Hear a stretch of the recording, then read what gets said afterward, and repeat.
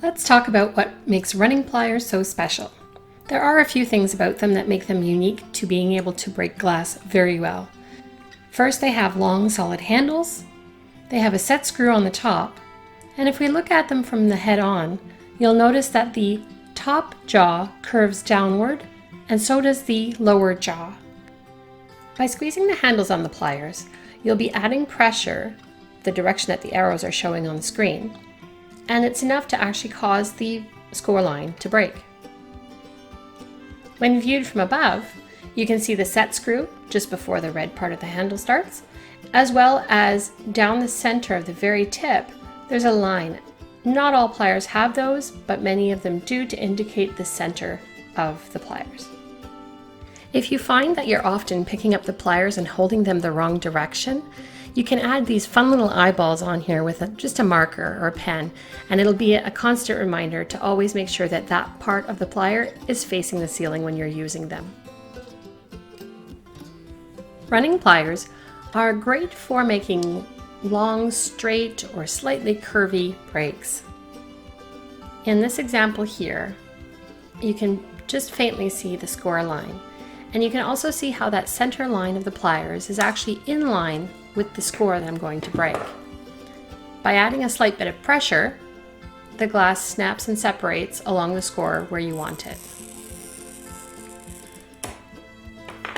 For this piece, the score is actually a little bit more perpendicular to the edge of the glass, and I'll just mark it with a marker so that you can see it a little bit better.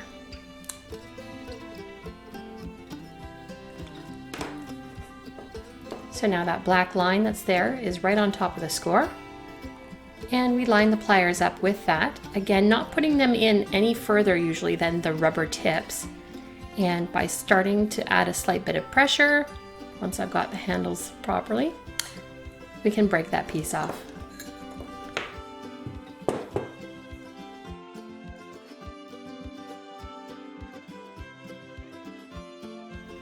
Running pliers have a set screw, and that's because not every single piece of glass that we break has the same thickness.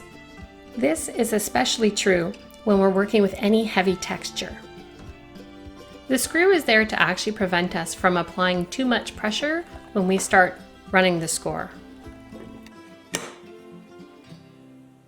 So the set screw is this little gadget right here. Notice how when I turn it, it sticks in further in between the two handles on the plier, and that's to prevent it from closing. So what we'll do is we'll back the screw all the way off so that there's no tension there, and it will allow the pliers to close all the way. In order to begin setting the screw to the right depth, you begin by putting the piece of glass that you wish to cut between the tips of the pliers, and then you slowly screw the screw into the plier as far as it will go.